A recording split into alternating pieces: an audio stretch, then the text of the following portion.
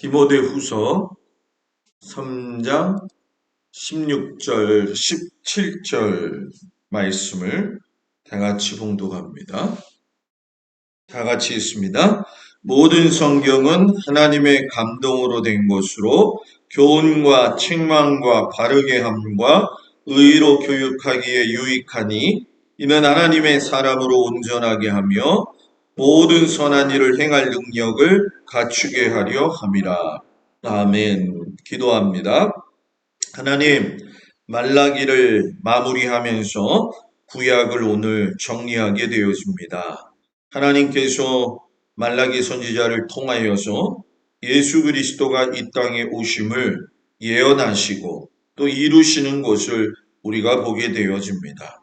하나님의 말씀은 떨어지지 아니하다고 하는 것을 깨닫게 하시고 이루어지는 것을 눈으로 본 것과 같이 주님 오시는 그날에 우리의 눈도 주님을 만나게 하여 주옵소서.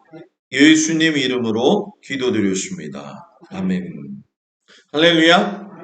오늘 저녁 주님 앞에 온 성도들 주의 이름으로 축복을 드립니다. 요즘 하나님 앞에 제가 기도하면서 하나님이 제게 주시는 마음이 있어요. 이게 뭐냐 하면 성도들을 이왕 예수 믿었으면 하나님 말씀 좀 깊게 좀 가르쳐야겠다. 막 공부 안 되니까 싫죠. 그죠? 공부한다는 사람 치고 좋은 사람 없더라. 예수를 한 50년, 80년 믿었는데 죽어서 하나님 앞에 갈지 살아서 주님을 만날지 모르겠지만 부끄럽면 안 되잖아요. 그죠? 그죠? 네. 그래서 저 요즘 많은 책임감을 느껴요. 그래가지고 우리가 동막교회라고 해서 동막으로 끝나는 게 아니라 조금 더 깊은 신앙의 길로 가야겠다. 물론 우리 이제 어르신 권사님들, 목사님 이 나이에 무슨 그걸 또 그렇게 합니까? 하실는지 모르겠지만 그래도 이대로 그냥 가서는 안 될 것 같아. 그래서 여러분들 이제 가을 절기가 오면서 겨울이 오잖아요. 그죠? 깨어서 정신 차리시고 기도하시면서 한번 예배에 열심을 내시고 아멘이 하나도 안 나와요. 예배에 열심을 내시고 한번 좀 결단할 수 있는 은혜가 있기를 바랍니다. 다 같이 따라합시다. 성경이 인생의 답이다. 여러분 벌써 이 앞에 그림을 보시면 아시겠지만 모세오경 끝났어요. 왕정 500년 끝났고요. 오늘 페르시아 7권의 마지막 말라기가 끝납니다. 새벽 예배 지금 말씀은 페르시아 이야기거든요. 근데 다음 주부터 요 신구약 중간사가 대개의 경우 성도들은 잘 몰라요. 그리고 솔직히 말씀드리면 목사님들도 헷갈려해요. 막 프톨레미 왕조, 하스몬 왕조 무슨 뭐 그런 얘기가 나오는다 이렇게 하는데 요게 4주 동안 이야기를 하거든요. 요 4주 한 달이 지나면 페르시아 말씀도 새벽 예배가 같이 끝날 것 같아요. 그러면서 사복음서 이야기로 넘어가게 돼요. 제가 오늘 1400장을 스캔했어요. 음, 참 내가 위로를 많이 받아요. 1400장 아침에 새벽 예배 끝나고 설교 준비하면서 하는데 1시간 반 걸리더라고요. 그만큼 준비를 하는데 아마 복음서 들어가고 요한계시록까지 가면 한번 여러분들이 더 이제 눈이 밝혀지겠지만 제가 연말쯤 가가지고 내년 1월 중순이나 2월 초면에 이게 다 끝나요. 근데 상태가 한 50%도 이해를 못했다 그러면 또 할 거예요. 또 할 거예요. 성경을 잘못 알면 다른 길로 가기 때문에. 그래서 굉장히 명확하게 여러분들한테 가르쳐 드릴 테니까 같이 가는 은혜가 있기를 바랍니다. 오늘은 구약의 진짜 마지막이죠. 대미를 장식하게 되어지는데 주제가 고백과 침묵이에요. 주제 내용이 이제 말라기 선지자의 이야기인데 이 말라기 선지자가 그동안에 이 페르시아까지 왔었던 이스라엘 백성들의 그 행태들을 바라보면서 페르시아가 나름대로 어느 국가로서의 유대인들이 좀 세워질 수 있는 준비를 마련해 줬는데 요 말라기 때 가서 고백과 침묵이 탁 이어지면서 400년 동안 하나님이 아무 말씀 안 하시거든요. 그 이유를 오늘 설명해 드릴 거예요. 그래서 하나님이 이스라엘 백성들을 애굽, 아수르, 바벨론, 그리고 헬라, 그리고 로마까지 이어가면서 페르시아죠. 페르시아, 헬라, 로마로 가는데 그 사이에 하나님의 의도하고는 또 생각하지 못한 방향으로 흘러가게 되어지는 그 아픈 현실에 대해서 하나님이 이스라엘하고 슬픈 대화를 나누셔요. 그리고 그 슬픈 대화의 원인이 뭐냐 하면 제사장들과 백성의 범죄예요. 자, 그동안 왕정 시대에 있었을 적에는 왕들의 잘못이었잖아요. 그죠? 그죠?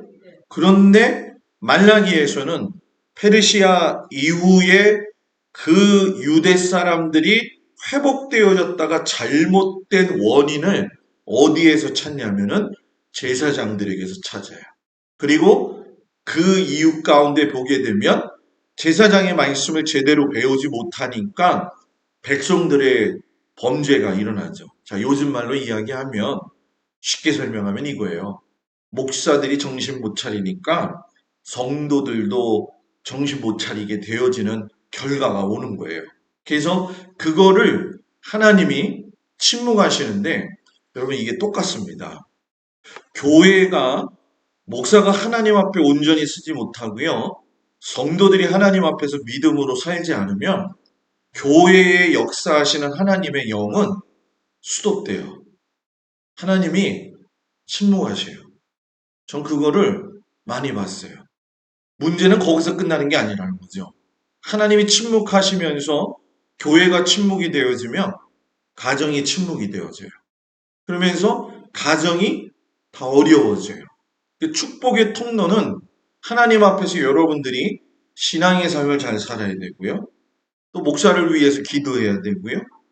이 단위에서 흘러내려가는 축복의 통로가 여러분들의 가정, 또 우리 교회 위에 흘러내려가야 될 줄 믿습니다. 다른 거 할 시간 없어요. 목사님 위해서 기도하고, 그리고 성도들 위해서 기도하고, 성경 읽고 기도하면서 살기도 바쁘다는 거예요. 왜? 잘 가야 되니까. 그죠? 잘 가지 못하면 분명히 다른 길로 가요. 주일날 저녁에 제가 곽덕일 권사님한테 이제 한 다음 주쯤에 가서 이야기하려고 했어요. 권사님, 주일날 이제 좀 쉬니까 어, 나왔으면 좋겠어요. 한 달에 한 두세 번쯤. 이번 주에 나왔잖아요. 그래서 제가 물어봤죠. 권사님, 제가 갈 거를 알고 오셨어요? 그랬더니 권사님이 하나님이 이신점심 마음을 주셔서 그렇게 제가 결단하고 이제 또 저녁 예배도 열심히 나오려고 합니다. 여러분들도 여기서 잘 빠지시는 분들이 있지만 제가 뭐라고 그러지 않잖아요. 그래도 예배를 소중히 여기는 사람에게 하나님은 생명줄을 여신다. 다른 방법이 없다라는 거예요. 그래서 이 예루살렘에서 이 말라기와 제사장들이 대립되어지는 관계가 되어져요. 자, 여러분 구약에 모세오경에 왕의 이야기가 있나요, 없나요? 왕의 이야기가 없어요. 그죠? 여호수아, 사사기, 룻기에도 왕들에 대한 이야기는 없어요. 자, 여기서 중요한 거 구약 후반부 들어가면 학사 에스라서부터 말라기까지는 왕들에 대한 이야기가 없어요. 자, 더 정신 차려서 한번 생각해 봐요. 출애굽기부터 룻기까지는 가장 중요한 역할을 한 사람들이 누구냐 하면 제사장들이에요. 그죠? 레인들, 제사장들. 포로 귀환이 되어져 가지고 다시 남유다 백성들이 이스라엘 땅으로 돌아왔을 때에 하나님이 그들의 신앙을 확립시키고 리셋하는 데 있어서 제일 많이 사용되어진 것은 누구냐 하면 제사장들이에요.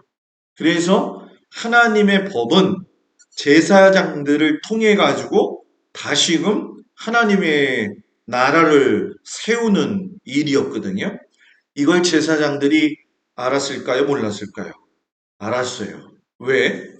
왕들이 잘못할 때 선지자들이 견책했잖아요. 그렇게 살면 안 돼요. 돌아왔어요. 그리고 선지자들이 제사장들한테 하나님이 너희들한테 이런 거 맡겼으니까 제사장들 너 해야 되는데 제사장들이 제일 잘해야 될 게 뭐냐? 예배. 제사를 잘 드려야 돼요. 5대 제사는 지금의 우리 예배거든요. 그러니까 제사장들이 하나님의 나라를 다시 회복하려면 여러분 제사, 예배를 잘 드려야 돼요. 야, 여러분 그 10월 달에 청주의 세 개 지방, 청주의 북지방이 이제 연합 집회를 가져요. 근데 이제 제가 가서 하려고 준비를 했는데 목사님이 연락이 왔어요. 목사님, 요번에 연합 집회를 하려고 하니까 3년 코로나 시대에 교인들 중에 교회 한 번도 안 온 사람들이 많대요. 안 놀렸네? 어. 한 번도 안 온 사람들이 많대요. 그래서 연합 집회를 할 수가 없다는 거예요. 그래서 목사님이 청주, 남, 서, 북 그래서 교회가 한 80개 정도 되어지는데 그 교회 목회자들을 위한 세미나만 와서 좀 해주세요. 3일 동안 그렇게 얘기하시더라고요. 그래서 원래 코로나 이전에도 제가 왔다 갔다 하면서 그런 목회자 교육을 많이 했었거든요.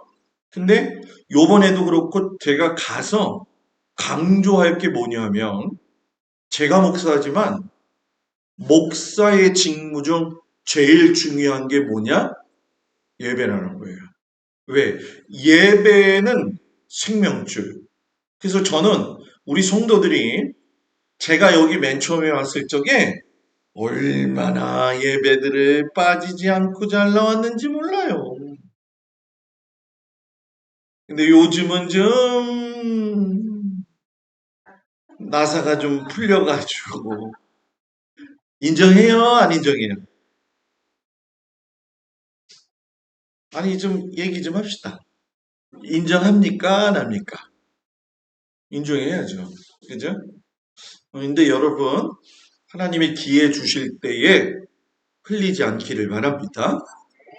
제사장들을 중심으로 해서 하나님께서는 아까 말씀드렸던 것처럼 모든 제사장들이 제사 통해서 예배 회복을 왜 중요하게 여겼을까요? 그냥 여기 나와서 예배 드리는 것 자체가 중요하기 때문에 강조하신 걸까? 아니에요. 예배 회복이 될 적에 하나님을 사랑하는 법을 배우는 거고요. 예배 회복이 되어질 적에 이웃과의 관계에 화해가 일어나는 거고요. 예배 회복을 통해서 나라와 나라 사이에서도 평화를 누릴 수 있는 은혜를 경험하게 된다는 거예요. 그러니까 이거 기적 같은 이야기인데 예배를 일평생 받는데도 하나님하고의 관계가 소원하다. 예배를 일평생 받는데도 이 이웃과의 관계가 화해가 있지 않고 원한이 쌓인다. 그럼 예배 잘 드린 건가요? 안 드린 건가요? 예? 이게 어려운가? 예배를 잘 세우면 사람의 모든 것들이 다 깨어나요. 쉽게 설명하면 사람은 하나님께서 만드신 하나님의 형상을 닮은 창조물이기 때문에 예배를 통해서 자기 만족을 누리는 게 아니라 예배를 통해서 하나님의 마음을 알게 되기 때문에 하나님 앞에서 어떻게 살아야 될 것인가, 이걸 하나님께서 깨닫게 하신다는 거죠. 그러니까 묶였던 게 풀리는 거고, 원한 맺었던 게 뭐예요? 사르르 녹는 거고, 남을 험담했던 사람도 예배드리다 보면 예수님이 나를 험담하지 않은 걸 알기 때문에 남을 험담하지 않는 걸 아니까 예수님 말씀대로 사니까 하지 않게 되는 거죠. 근데 신기하고 놀라운 게 뭐냐면 그렇게 예배를 드려도 그렇게 잘 싸우고 그렇게 험담하고 그렇게 말이 많고 그러잖아요. 그죠? 참 신기해요. 그죠? 그 하나님이 참 우리들을 만드셨을 때 보시면서 많은 생각을 하실 거라고 저는 생각해요. 근데 저도 제가 저를 보면 저도 그런 시기가 있었잖아요. 어떤 시기점에 꼭 와서 전환점이 생기거든요. 그때 하나님 말씀 붙들지 않으면 신앙 성장하지 않아요. 뼈저리게 내가 죄인이라고 하는 걸 마음속에 느껴질 적에 그 예배 속에서 하나님의 마음의 그 은혜를 깨닫게 되어진다는 거죠. 그래서 여러분, 하나님이 침묵하실 때에는 이유가 분명히 있다라는 거예요. 자, 페르시아서부터 해가지고서는, 자, 여기 이제 말씀 보게 되면 BC잖아요. 이게 기원 전이라는 거죠. 기원전 8세기에는 아모스, 호세아, 이사야가, 미가가 동시대 선지자였고요. 아하스 왕, 히스기야 왕, 그리고 아수르의 티글랏 빌레셋 3세에 의해서 이 나라 전체가 북이스라엘의 어려움을 겪게 되죠.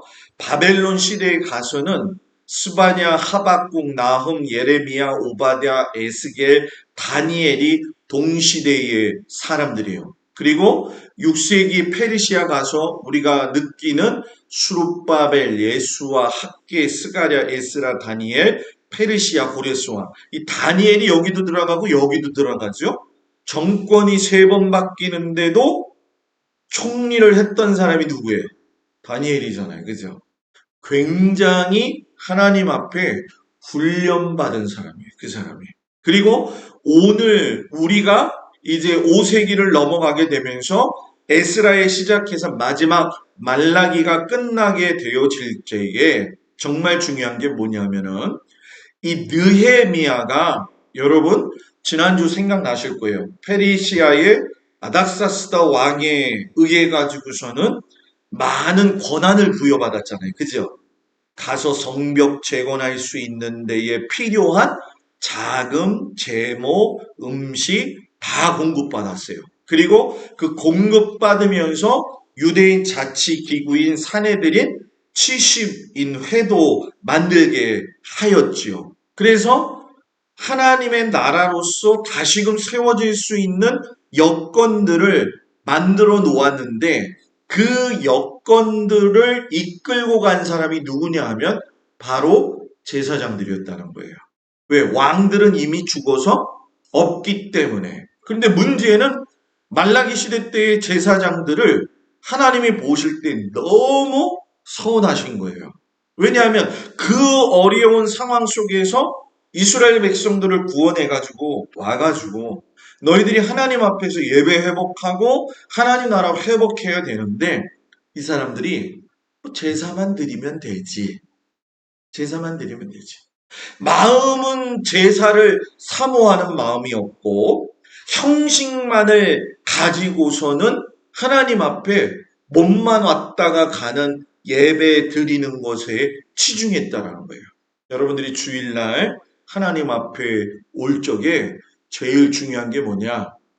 성경책 들고 오는 걸까요?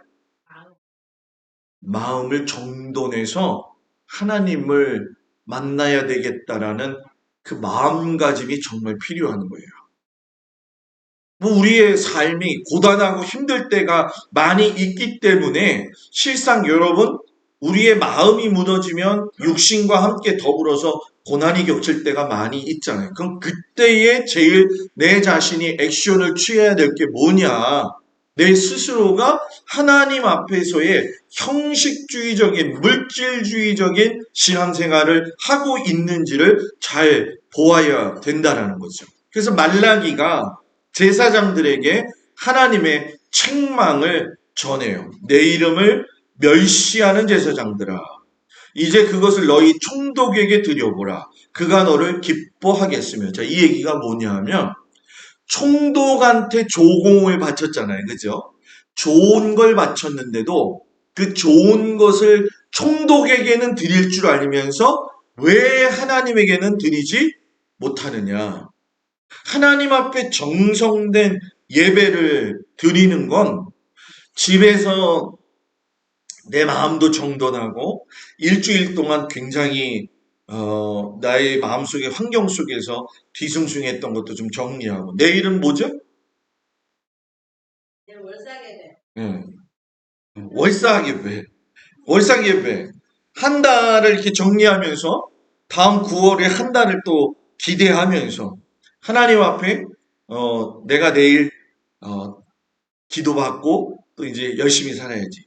근데 지난주에 광고 냈는데 한 사람도 나한테 와가지고 저한테 와서 목사님 예배 봐주세요 한 사람이 한 사람도 없어 지금. 그래서 오늘 밤까지 보려고 그래요.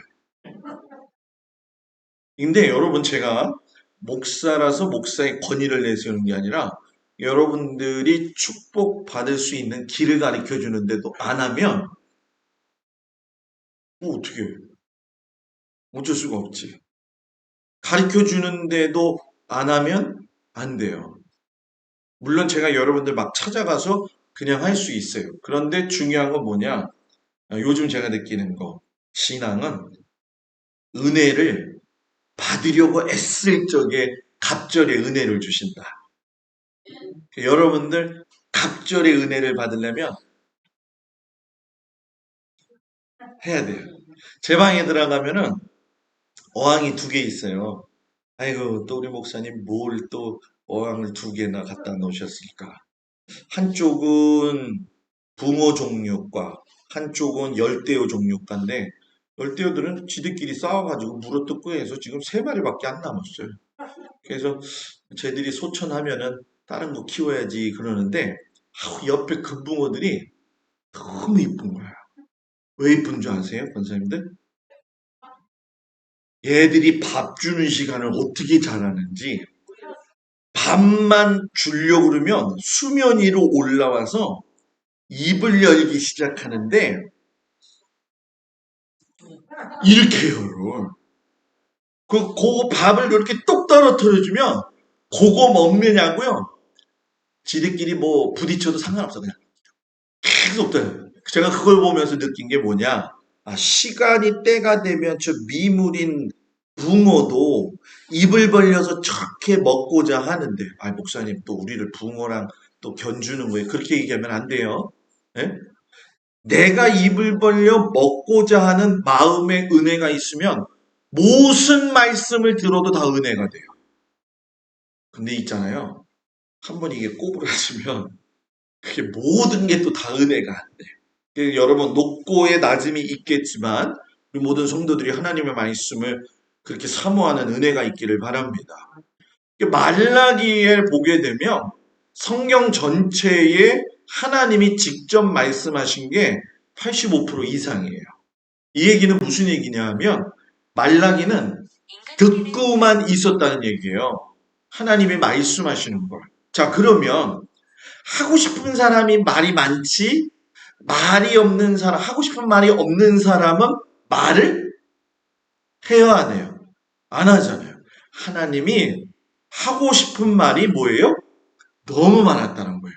왜 내가 너희들을 이렇게 살게 하면서 지금 이렇게 모세하고 언약을 맺을 때에 그 언약대로 살지 않으면 레위기 26장의 3단계 징계를 너희들한테 내려서 이렇게까지 왔는데도 불구하고 너희들은 왜 지금도 정신을 뭐예요? 못 차리고 있느냐 하면서 하나님이 아주 애절하게 말씀을 하고 계시는 거죠.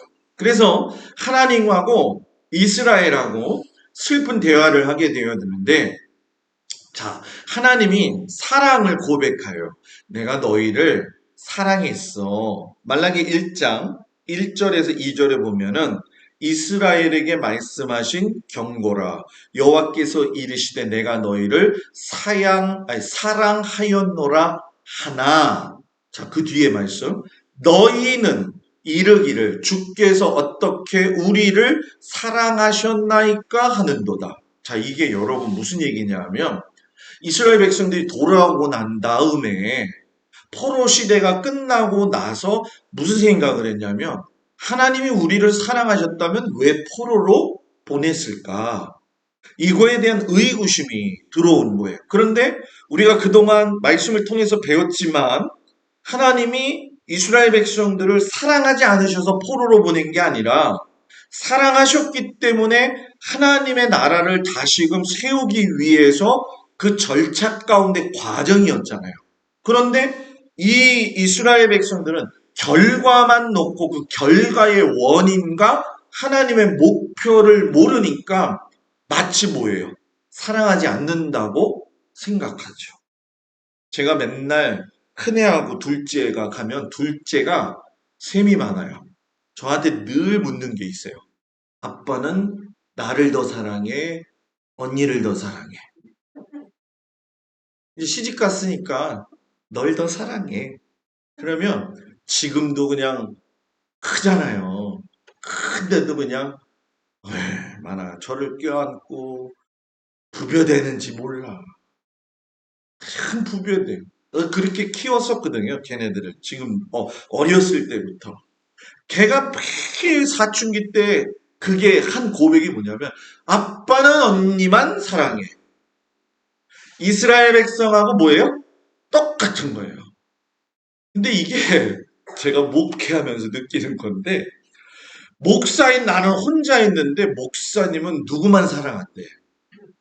이거 진짜 어려워. 제 마음이 이해돼요? 그래서 눈길을 이렇게 10초 이상 다 못 줘. 10초 이상 이렇게 쳐다보고 있으면 목사님이 저 사람만 또 사랑하는 줄 알기 때문에 계속 눈알을 돌려야 돼, 제가. 예? 이 모습이 이스라엘 백성들한테 있었다는 거예요. 그러니까 하나님이 아니야.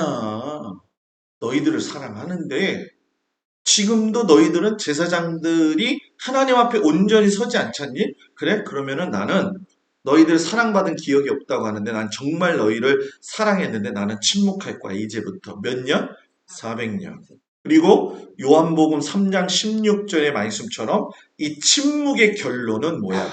뭐예요? 하나님이 세상을 이처럼 사랑하사. 내가 너희를 그렇게 사랑했기 때문에 독생자 예수 그리스도를 너희에게 보냈다. 요거를 몇 년 후에 했다는 거예요? 400년 후에 말씀을 하셨다는 거예요. 그러니까 하나님은 마음과 형식과 모든 것이 우리를 사랑함에 있어서 혼연일체예요. 십자가의 사랑. 제가 요즘 이렇게 보면서 하나님은 오묘하시고 하나님의 그 지대하심 그거를 내가 어떻게 깨달을 수 있겠습니까? 저는 도저히 그 하나님의 생각과 그 은혜를 도대체 이해하지 못하겠습니다. 그런 고백을 해요. 왜냐하면 권사님들이 이제 여기서 많이 살아서 그렇다고 그럴지 모르겠지만 저는 요즘 벌써 2년 넘어가서 이렇게 가을을 또 맞이하고 있는데 모든 게 새로워 아직도. 선생님들은 그런 거 못 느껴요? 어제 오늘 하늘 보셨어요? 보셨어요? 안 보셨어요? 그거는 동막에 사는 사람만 볼 수 있는 하늘이에요.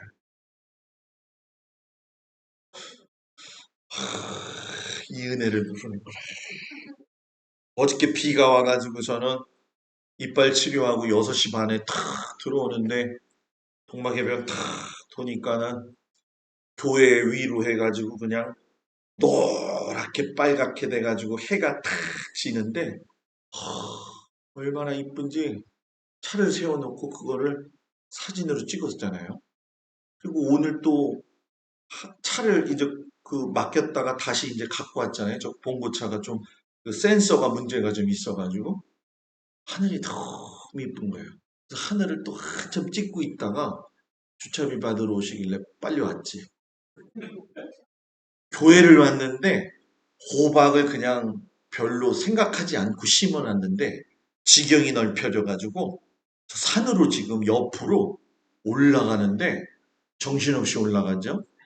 열매말을 심어놨더니 뒤에 한번 가보셨어요? 아, 기가 막히게. 나 혼자 못 먹지만 같이 먹으려고. 네. 밤이 떨어졌나 안 떨어졌나 주스려고 따는 게 아니라 가봤더니 오늘 한 15개가 떨어져 있더라고요. 네, 벌써 떨어져 있더라고요. 여러분, 에? 뱀이 있어요, 장모님?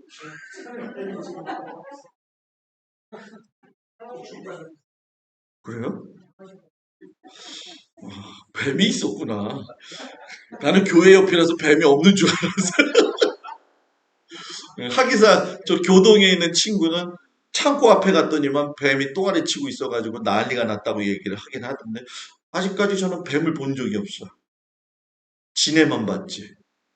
예, 지네만 봤어요. 아, 뱀을 안 볼지어다. 제가 세상에서 제일 싫은 게 뱀하고 지네거든. 예, 유건사님 웃을 일이 아니야. 다니다가 또 볼 수 있어. 여하튼 이 말라기 선지자의 오해를 하나님에 대한 오해를 풀어주려고 무척 노력했는데 결국은 400년 뒤에 예수님을 보내시면서 하나님께서 그 마음을 여셨죠. 그럼 왜 하나님이 그렇게 400년 동안 침묵하셨느냐?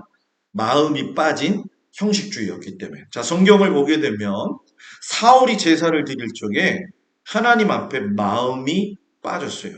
사울이 내가 해야지 하고 예배를 드리다가 여호와 하나님께 혼났잖아요. 그죠?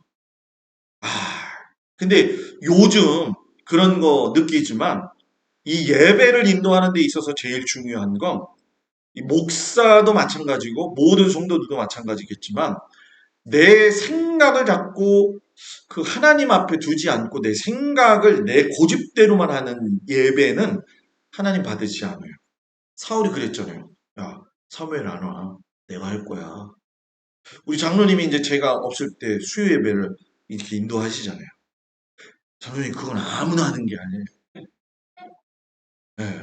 이 설교는 장로님들이 할 수 있는 특권 중에 한 가지예요.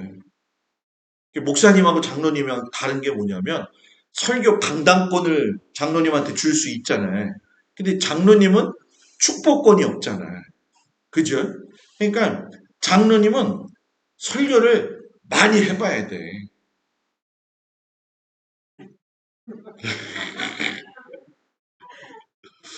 진짜예요. 진짜예요. 그래서 지금 제가 생각 중에 장로님한테 설교집을 한 5권 사다 드려야겠다. 설교집을. 장로님의 영화로운 면류관은 진짜 설교할 수 있다는 거예요. 장로님 행복하죠? 설교는 아무나 하나? 예? 장로님이 저한테 그때 문자 하셨잖아요. 아이고 목사님이 얼마나 힘든지 알겠어요. 이제 미천도 다 떨어졌으니까 빨리 오세요. 비행기를 구하는데 비행기가 없어서 그냥 못 왔어요. 장로님이 그거 이제 장로님이 이제 장로님이시니까 제가 부탁드리지만 그 사명이에요. 그래서 장로님은 설교 말씀을 잘 준비하는 게 아니라 열심히 준비하시면 되고 여러분들은 열심히 들으시면 돼. 여로보암, 르호보암하고 여로보암의 차이 잘 아시죠? 르호보암한테 예루살렘을 빼앗기고 나서 북이스라엘의 단과 베델에 형식적인 제단을 만들어 놓고 사람들이 예루살렘으로 내려갈까봐 마음에 그 어려운 걱정을 하면서 만들었잖아요. 자기 마음대로 하는 거예요. 자기 마음대로. 그게 요즘 제 생각이 그런 생각이 들어요. 이제 지금 코로나 이전에 큰 교회에서는 교회들마다 이제 우리는 시골 교회니까 그게 이제 없지만은 이 도시교회 특징 중에 하나가 큰 교회들은 이런 소그룹을 만들었어요. 그래가지고 테니스 치는 사람 소그룹, 등산하는 사람 소그룹, 그리고 당구 치는 사람 소그룹, 조금 잘 산다고 하는 교회는 골프 치는 그룹도 만들었어요. 근데 제가 이렇게 곰곰이 생각을 해보니까 성경 공부하는 소그룹은 없더라고요. 왜 그런가 봤더니 같은 취미 생활을 하는 사람을 교회로 모아서 소그룹 활동한다는 그거는 굉장히 인본주의적이에요. 그건 아닌 것 같아. 그죠? 그래서 우리 교회는 겨울에 소그룹 할 거예요. 뭐 할 거예요? 소그룹 할 거예요.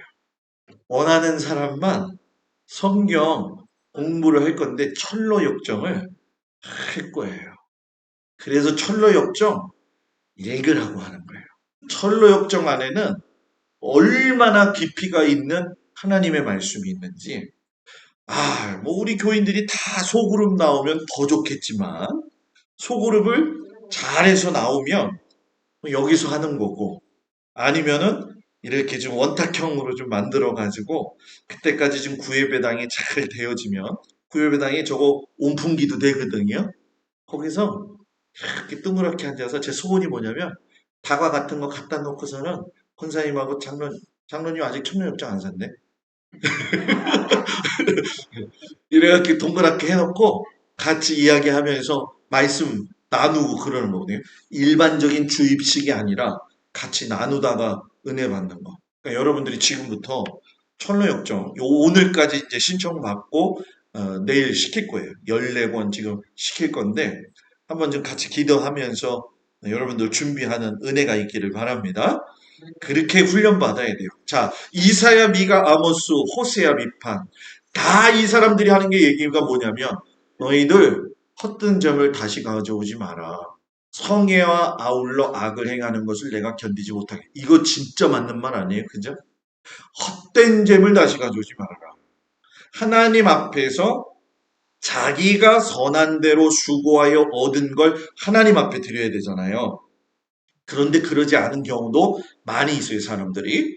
그리고 성애라고 하는 건 우리가 잘 아는 것처럼 예배 드리는 것이잖아요. 너희가 예배 드리면서 아울러 악을 행하지 말아라. 에스라 느헤미야가 비판했죠. 마음이 빠진 안식일을 하지 말아라. 주일날 오는데 성경은 막 잘 들고 와. 근데 하나님을 사랑하는 마음은 쏙 빼놓고 와. 그 쏙 빼놓고 온 게 어디서 결정이 나냐면 설교 말씀을 듣고서 그 말씀대로 살려고 노력하고자 하는 뜨거운 마음이 생겨야 되는데 오늘 예배 잘 끝났다. 이제 집에 가야지. 이게 아니라는 거예요. 고민하고 돌아가야 돼요. 오늘 말씀을 통해서 내가 어떻게 살아야 될까? 지난주 주일 설교. 예수님의 생명의 떡으로 모신다고 한다면 나는 어떻게 생명의 떡을 먹고 살아야 될까? 집에 가서 밥 먹느냐고 바빠가지고 그것도 다 잊어먹었을 것 같아요. 그죠? 다섯 번째, 말라기의 비판, 마음이 빠진 형식적인 재판. 자, 여기 말라기야 1장 8절 이 말씀 굉장히 중요해요. 너희가 눈먼 희생 제물을 바치는 것이 어찌 악하니 하냐며. 제사 드릴 적에 정한 걸 갖다가 검사하잖아요. 그죠? 그런데 눈먼 염소, 저는 염소, 그걸 하나님 앞에 바쳤다는 거예요. 그러니까 하나님이 너희가 총독한테 드리는 것도 이거보다 더 나은 거 드리면서 나한테 올 적에 어떻게 이럴 수가 있느냐는 거죠. 그러니까 제사장들에 대한 이야기를 끊임없이 해요. 너희가 더러운 떡을 나의 제단에 드리고도 뭐예요? 너희들이 제사장들이 하나님 앞에 예배 드린다고 하지만 결국 형식만 차리면 됐다. 이런 생각을 가지고 왜 예배를 인도하느냐. 그것이 여러분 뭐예요? 아니라는 거죠. 사랑하는 여러분, 우리 교회가 형식적인 예배 안 보기를 축복합니다. 정말이에요, 이건. 이게 형식적인 예배를 들어가면요, 벌써 이거는 바닥이 나기 시작하는 게 보이기 시작을 하거든요.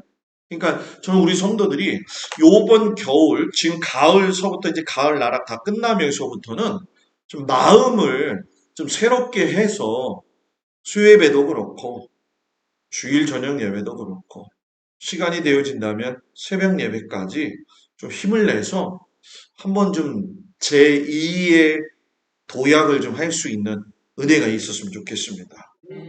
은혜 받지 않으면 예수 믿는 사람은 소용이 뭐예요? 없어요. 제사장의 사명이 뭐냐? 결국 제사장이 아론이 처음 되었을 적에 하나님이 주신 특권, 손을 들어 축복하는 거예요.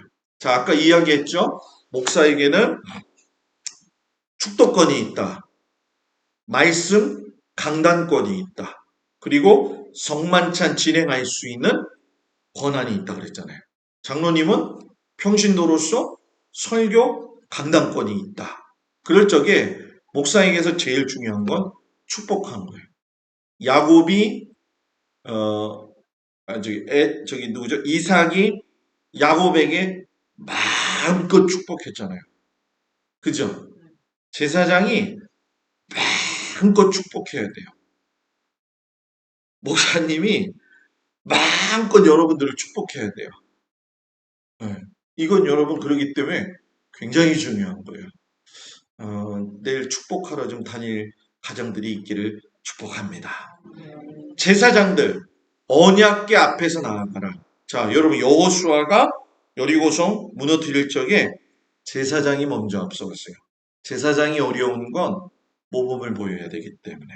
그러나 사람이기 때문에 실수가 많지요. 목사도 똑같아요. 사람이기 때문에 실수가 있지만 목사는 앞장서서 하나님의 일을 해야 돼요. 그러면 장로님이 따라오세요. 그러면 장로님이 가시면 여러분들이 따라가는 거예요. 장로님이 옆길로 세면 다 같이 세는 거예요. 그러니까 우리 장로님이 어깨가 무거워요. 우리 장로님 화이팅! 네, 화이팅! 네, 우리 장로님 화이팅해. 장로님이 화이팅해요. 하여튼 그 교회는 하여튼 부흥하는 교회는 보면 장로님이 은혜를 제일 많이 받아야 돼. 아, 우리 장로님 오늘 집에 가서 잠 못 주무시겠네. 참 미안하네. 그래도 그게 축복의 길이에요. 그러니까 하나님이 그 은혜대로 장로님에게 부어 주실 줄 믿습니다. 그래서 사면과 멀어진 제사장들의 예가 성경에 많이 나와 있죠. 엘리의 두 아들 홈니와 비나스. 언약궤 들고 가면 이길 줄 알고 하나님의 언약궤를 마치 무슨 신주단지 여기듯이 우상화시켰다는 거. 아하스 때 제사장 우리야. 여러분 뭐예요? 우리야가 아하스 왕이 다메섹에 보내가지고 거기에 있는 이방신의 제단이 커 보이니까 이 우리야에 가서 하나님의 성전 옆에다 제단 만들어. 이런 어이없는 일이 벌어졌다는 거죠. 미가의 제사장 비판.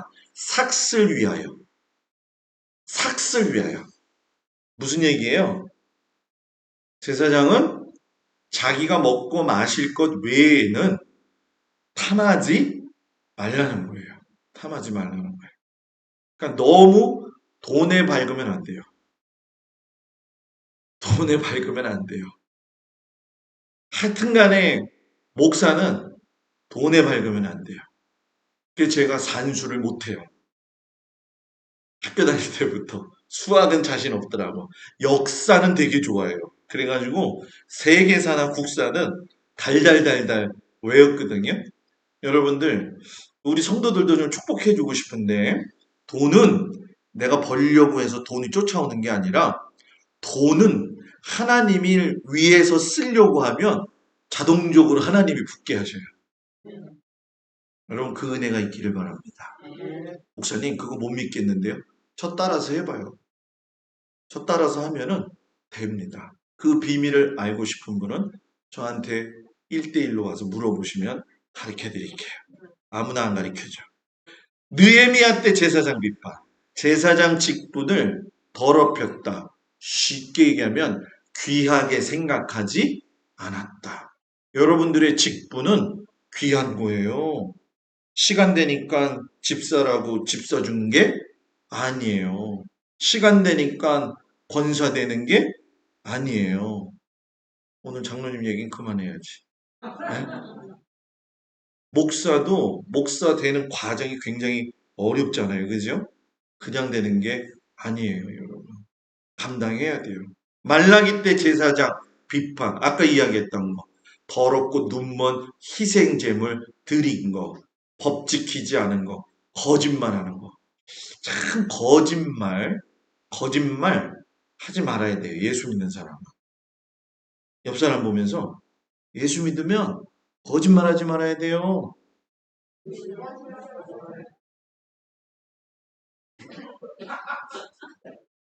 여러분 거짓말하면 안 돼요.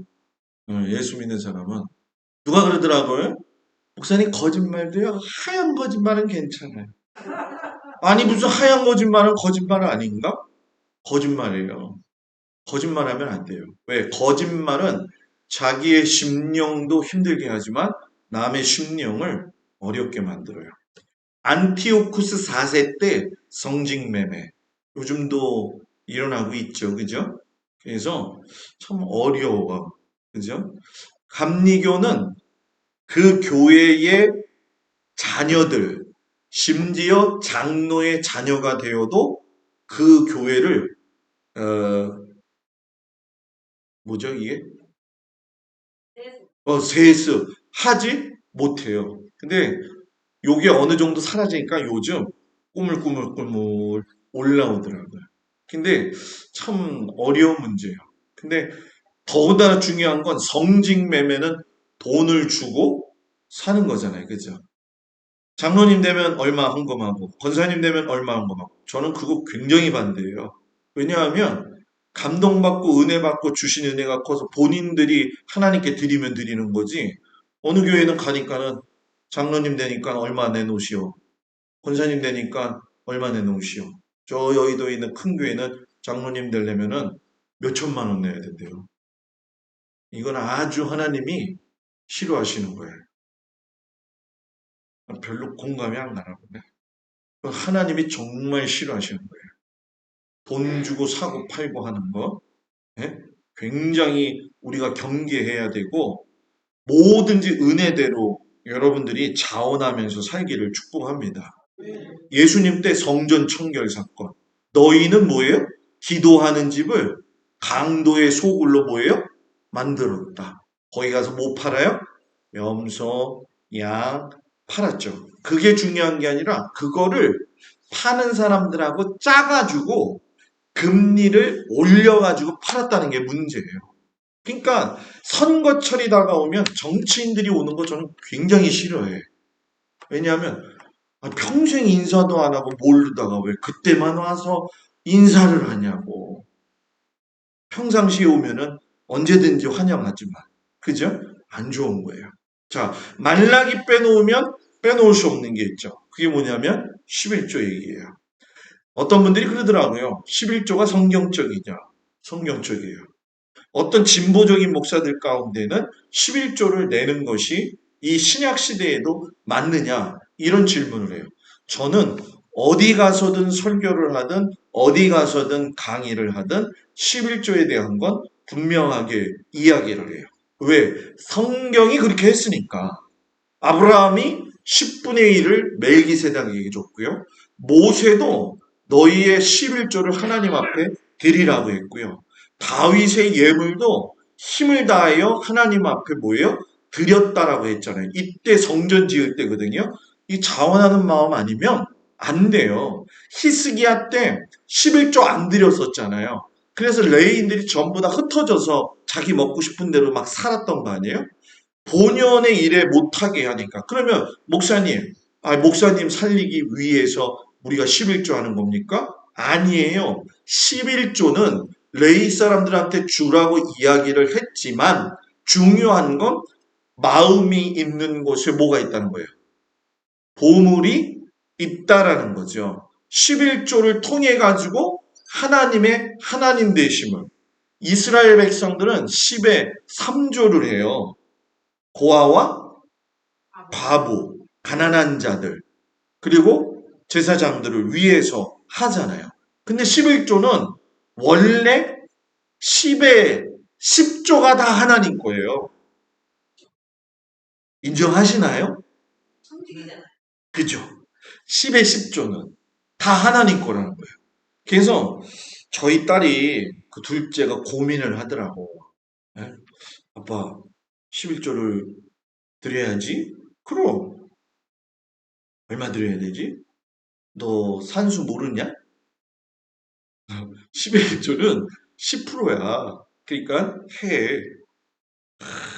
그 훈련을 뭐 어렸을 때부터 시켰으니까 뭐 그렇겠지만 1,000원 얻으면 100원 넣고 10,000원 넣으면 1,000원 넣고 이 11조 훈련이거든요. 근데 우리가 살다 보면 여러분 11조 시험이 이 시험이라고 그러는데 시험은 아닌 것 같아. 믿음의 분량의 크기지, 그죠? 아니면 아니라고 얘기해도 돼요. 왜냐하면 11조가 당연한 것 같은데 제일 시험이 아니라 믿음의 분량이에요. 11조는 시험 드는 게 아니에요. 11조는 시험 드는 건 누구한테 시험 드는 거예요? 하나님한테 시험 든다는 얘기예요. 11조는 시험이 아니라 11조는 그 사람의 믿음의 뭐예요? 분량이라는 거예요. 저희 교회는 권사님들 모든 장로님들이 주십일조 하는데 참 아름답고요. 참 하나님이 보시면 좋으시겠다 이런 생각을 많이 해요. 이 10의 1조가 저는 축복의 통로라는 걸 분명히 알아요. 그래서 저는 우리 성도들이 10의 1조 때문에 제가 더 이상 설교할 필요도 없고 더 이상 강조할 필요도 없어요. 이건 왜 하나님의 명령이기 때문에 누구를 위하여 종을 울리나가 아니라는 거예요. 그래서 하나님 앞에 그런 믿음의 태도를 가지세요. 아, 우리 목사님은 직분을 받든 뭐를 받든 이렇게 자기 믿음대로 하는 거지 뭐 얼마예요 뭐 성질 절대로 싫어하는 목사다 생각을 하시고 하나님 앞에 여러분의 신앙을 지켜가기를 바랍니다. 만약에 11조를 위한 11조를 드리면 그것도 형식주의잖아요. 감사하는 마음이 없이 11조를 드리면 그게 하나님이 기뻐하시겠어요? 그잖아요, 그죠? 얼마나 귀중해요. 내가 손으로 움직여서 벌어서 하나님 앞에 11조를 드릴 수 있다는 건 감사 중에 감사라는 얘기죠. 하나님이 침묵하셔요. 다윗에게도 내가 어느 때까지 숨기겠냐. 하박국 난 듣지 않을 거야.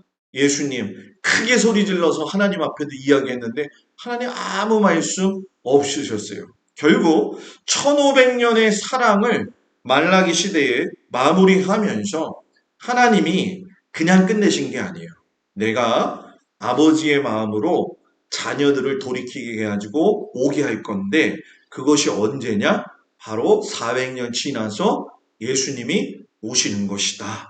그 예수님을 위해서 내가 너희들을 지금 이런 400년의 침묵이라고 해서 끝난 것 같지만 아니라는 거죠. 그래서 마지막 정리를 하면 모세 시대 때는 돌에다가 율법을 새겼어요. 그죠? 이 에레미야 에스겔 때에는 언약을 마음에 새겼어요. 하나님의 언약을. 예수님 때에는 예수님 자체가 언약이었어요. 그래서 제가 여기 말씀드렸죠. 사랑은 모든 율법의 완성이다. 그래서 우리 교회는 취지하고 제 목회 철학이 뭐냐? 뭐죠?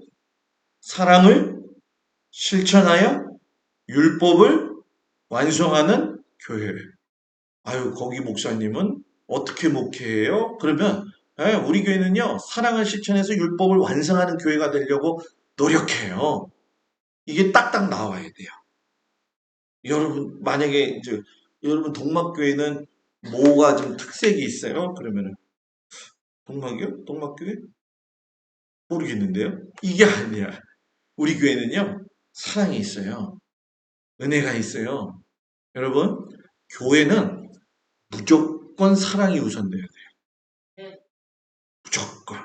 저는 우리 성도들이 사랑하는 일에 있어서 뒤처지지 않게 좀 독려도 할 거예요. 근데 사랑은 아무나 하나? 하나님이 그 마음을 주셔야잖아요. 사랑도, 자, 여기서 중요한 거, 꼭 중요한 거.